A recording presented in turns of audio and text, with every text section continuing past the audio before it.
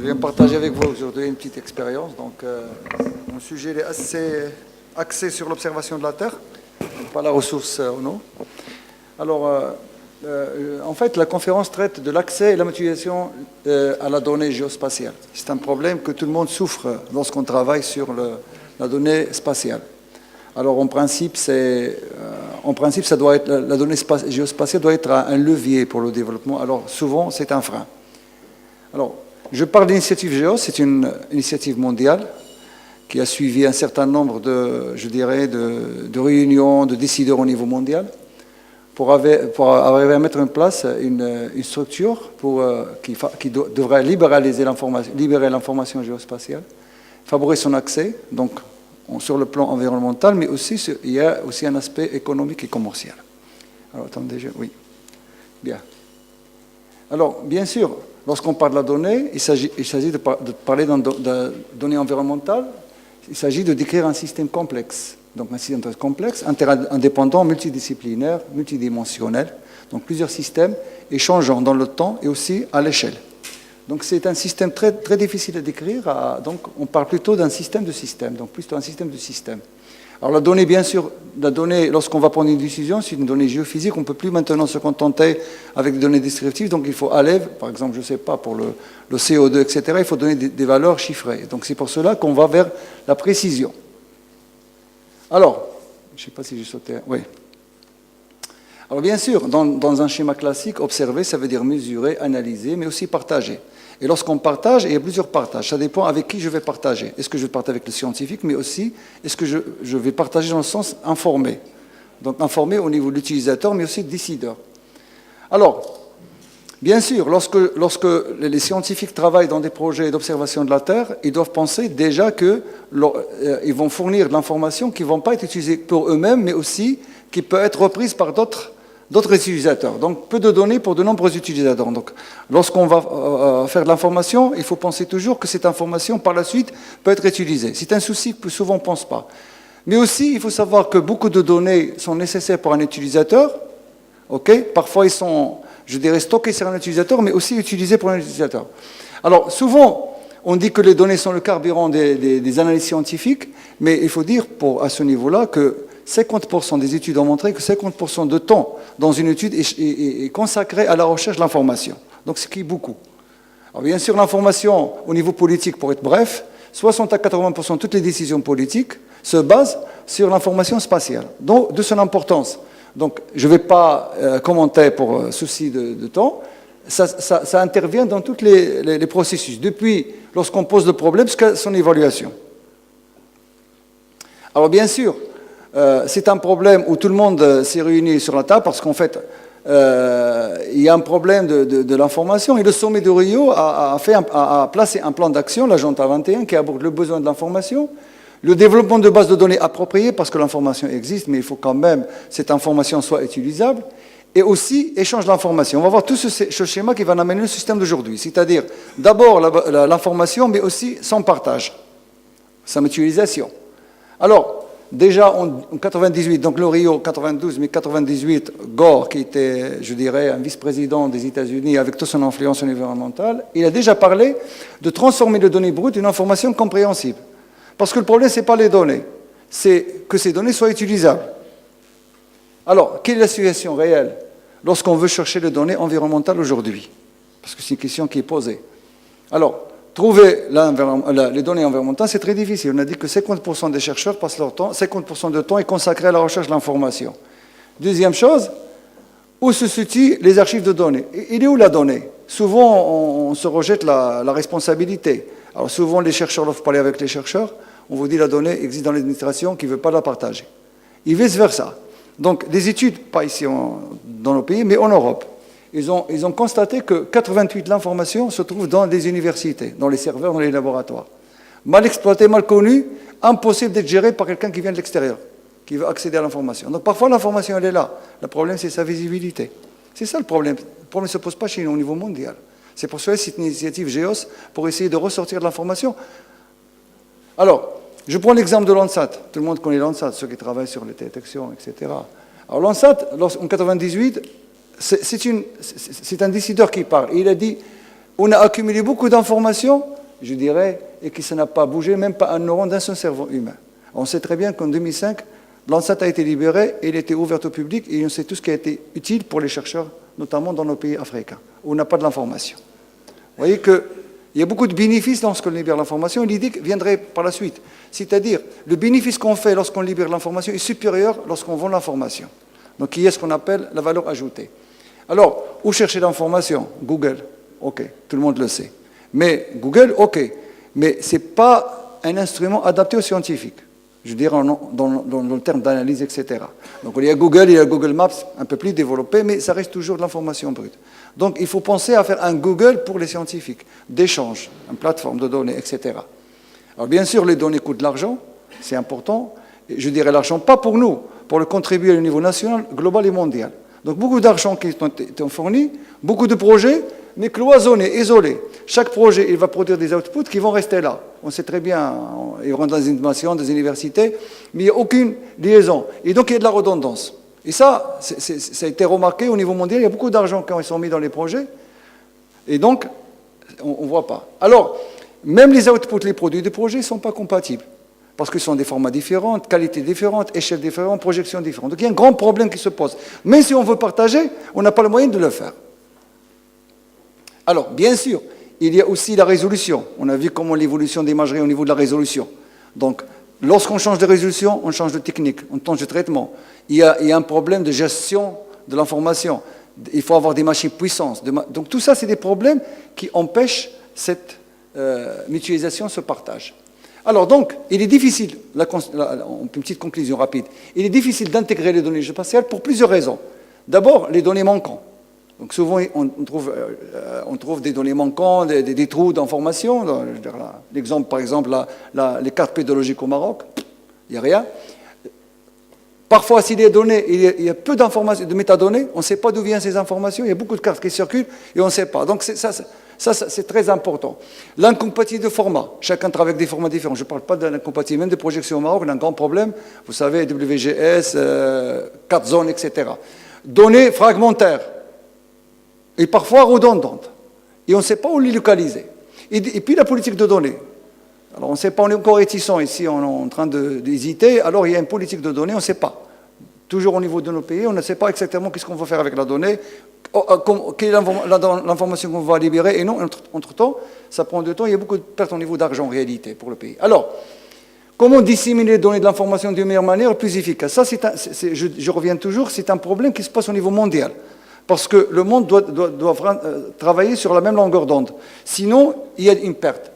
Alors, d'abord, donc le premier problème, c'est comment rendre compatible, comment pouvoir échanger. Donc il faut que les produits soient interopérables, ça veut dire qu'on peut les échanger dans un format.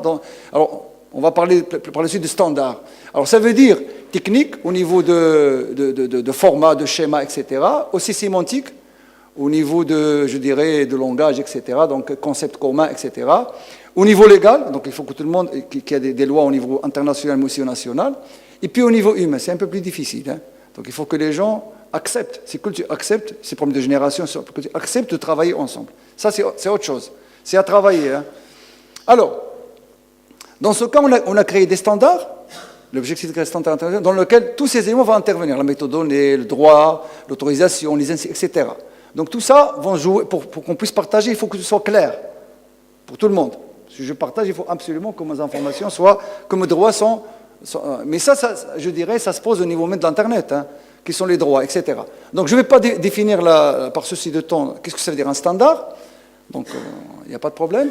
Alors, il y a plusieurs, dans ce cas, il y a plusieurs organismes qui vont gérer, qui vont standardiser. Alors on connaît ISO, hein, ça c'est le plus connu, OASIS, mais au niveau du spatial, donc c'est le GC, donc Open Geospatial Consortium, qui va définir plusieurs standards qui sont utilisés aujourd'hui dans le livre. Donc voilà, on est en train de régler tous ces standards pour qu'on puisse enfin, que notre formation soit visible et échangeable.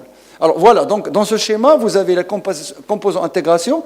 À gauche, tous les standards qui vont être définis au niveau de toutes les données attributaires, cartographiques, etc. Et à droite, la connexion. Donc tout ce qui va être produit qu'on voit déjà aujourd'hui.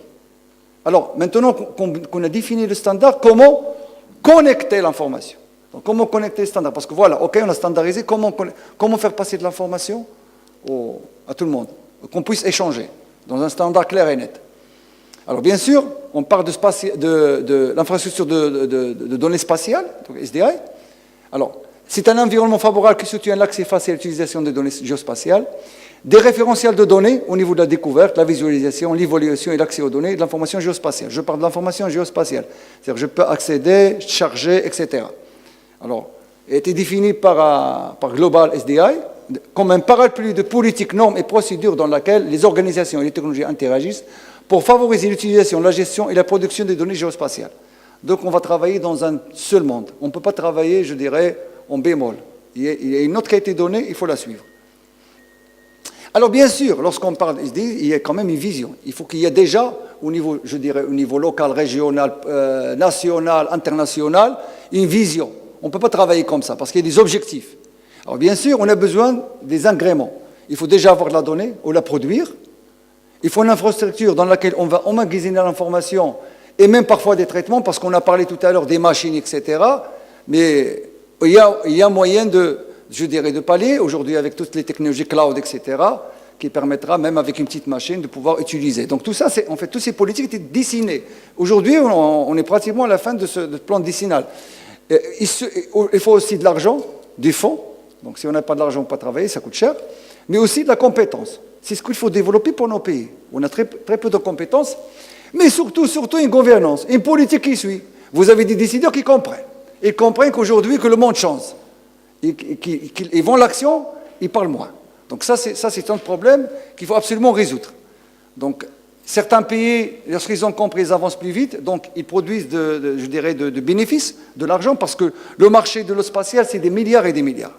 Donc les pays qui vont vite, ils vont recueillir plus vite les bénéfices. Alors, bien sûr, ça veut dire quoi? Travailler plus intelligemment et pas dur.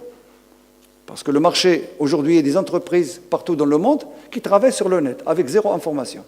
Donc, parce qu'on avait dit qu'en fait, le marché, ce n'est pas l'information, ce n'est pas l'image satellite. Aujourd'hui, on va vers la libéralisation, même la haute résolution. C'est le gain qu'on fait avec les valeurs ajoutées dépasse 5 ou 6 fois la donnée elle-même. Donc, il faut absolument la libérer. Les gens, ils ont compris. Au niveau business, rien à voir avec l'environnement. Alors, travailler ensemble, bien sûr, ça c'est statut. Alors, passer plus de temps à faire de la science et moins à la recherche de la donnée, on a dit 50%. Engager des parties prenantes, donc aujourd'hui, et on a parlé dans les grands projets mondiaux, on ne vous demande pas de faire des projets que des recherches. Il faut absolument que tout le monde soit dans les projets. Donc, il faut que la recherche et les décideurs travaillent ensemble. Donc, l'argent doit à tout le monde, mais à condition qu'ils travaillent ensemble. Et renforcer la capacité, donc former les gens. Alors, je lis la dernière phrase, parce que pour arrêter le développement, ils se disent, donc les SDI, c'est connecté. Alors, ils se disent, la technologie n'est pas chère, les données coûtent cher, mais les relations sociales sont inestimables. Donc, en fait, c'est ce qu'on veut chercher, un grand réseau social dans lequel on va travailler en bénéfice de l'humanité, mais aussi de l'environnement, mais aussi du business.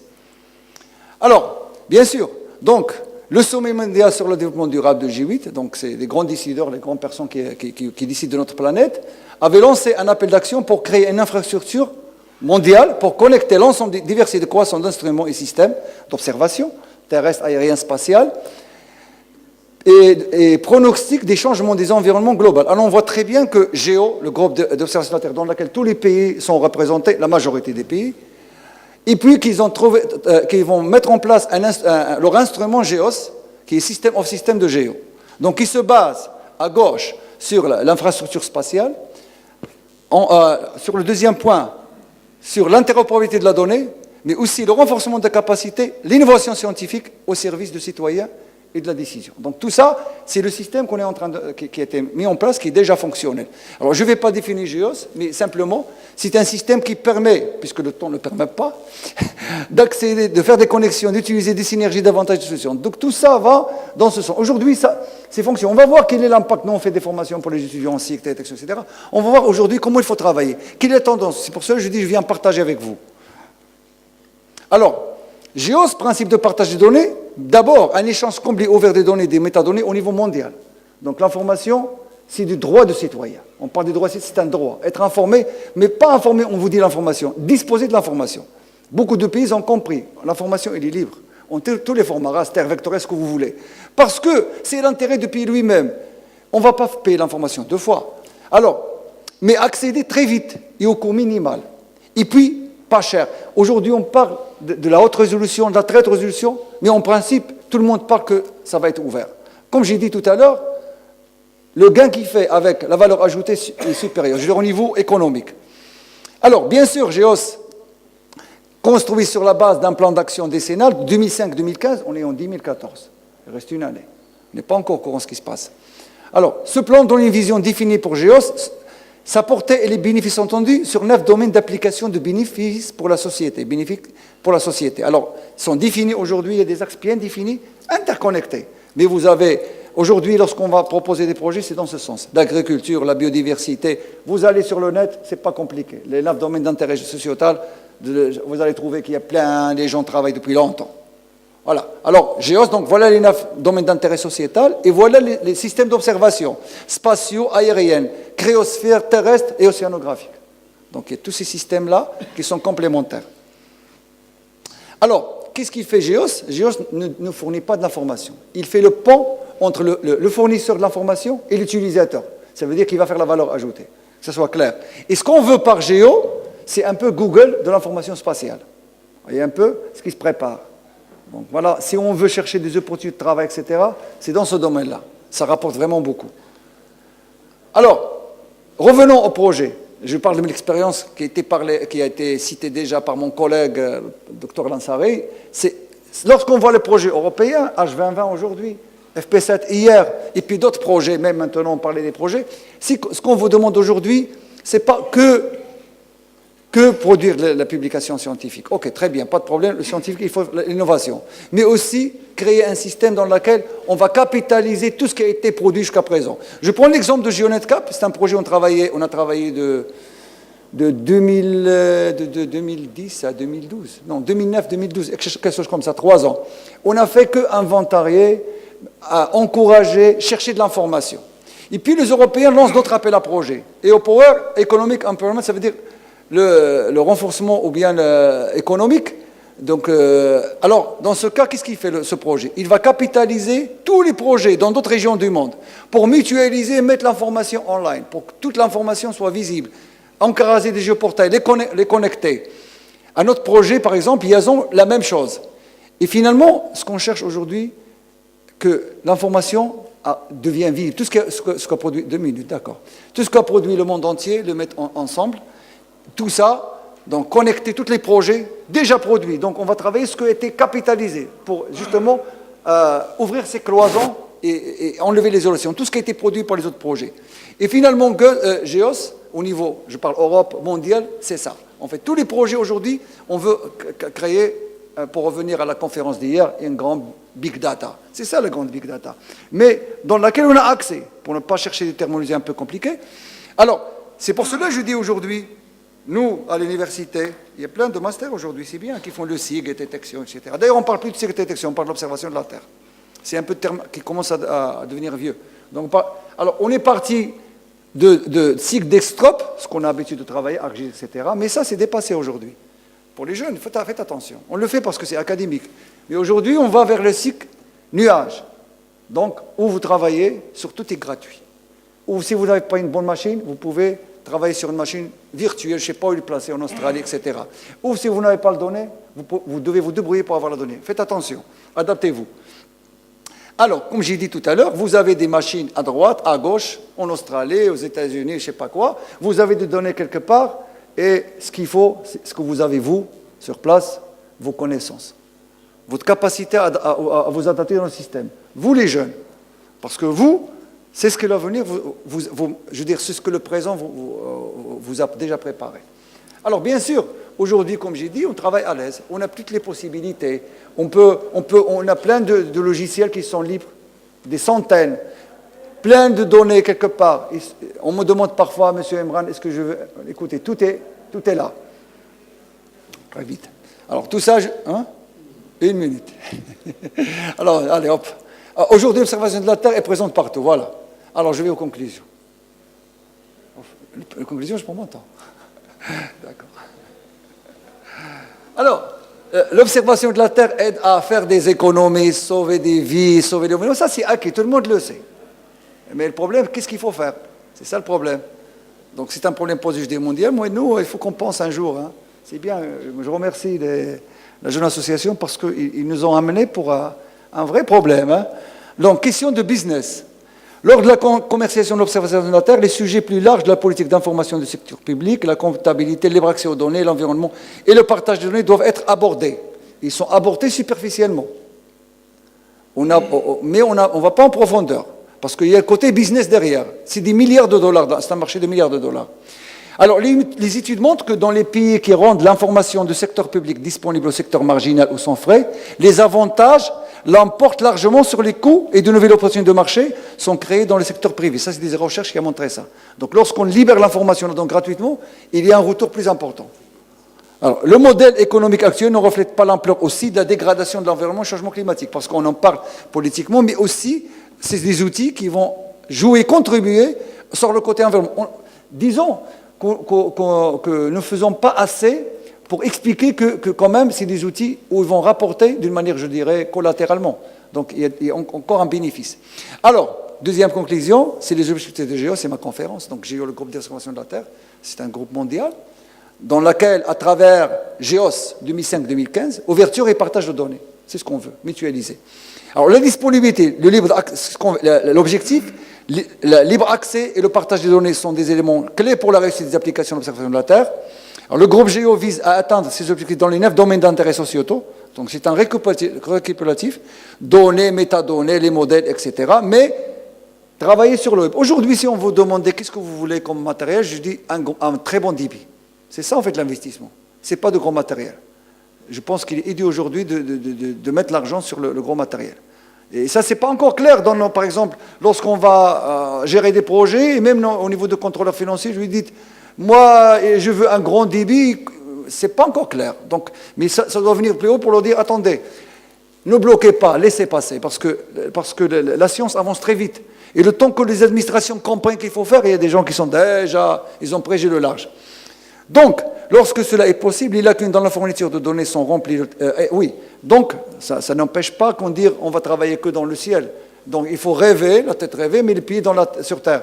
Donc, toute l'information, bien sûr, revient à que, on dit toujours aux étudiants que lorsque la spatiale ne donne pas, il faut toujours compléter, chercher. Donc, c'est un monde qui vit en activité. Merci, Monsieur le Président. Merci, CNS. Non, merci Céleste. Personnellement, sincèrement, on aurait dû consacrer toute la matinée, rien que 3 présentations, parce qu'effectivement, si riche comme information, c'est ça qui va définir et qui décidera même notre futur. Parce que moi, je m'attache beaucoup à un proverbe chinois qui disait « Nous ne concevons que ce que nous préparons culturellement à concevoir ». Effectivement, si aujourd'hui, on ne met pas le paquet pour pouvoir mettre dans la tête de ces jeunes gérer, voilà la conception, voilà le futur, voilà ce que va apporter, parce qu'effectivement nous avons un grand problème de gouvernance. Aujourd'hui, nous pouvons avancer avec toute cette génération, mais si nous décideurs, s'il n'y a pas de problème de gouvernance en termes d'utilisation, d'exploitation de l'information, tout cet investissement irait en vain. Et je crois qu'aujourd'hui, on a besoin à ce que nos politiciens comprennent l'utilité de tous ces outils. Moi, personnellement, j'ai développé pendant 2 années, par exemple, une base de données pour toute la législation réglementaire, environnement, sécurité. Je me suis abonné, j'étais obligé de m'abonner en Grande-Bretagne parce qu'aujourd'hui, nos opérateurs ne peuvent pas m'héberger en tant qu'application. Et je crois qu'aujourd'hui, on a besoin d'avoir une vision, comme on l'a fait pour le tourisme, je dirais 2020, comme on l'a fait pour l'environnement, on a besoin d'avoir une visibilité, une vision, une stratégie pour le développement des outils, gérer technologiques au Maroc. Donc, sans gérer la transition, la parole est à M. Herry pour la dernière communication de cette séance.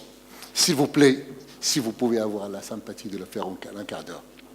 C'est possible. Je dirais un mot sur 2. Comme ça, on ne prive pas cette audience de la pause café.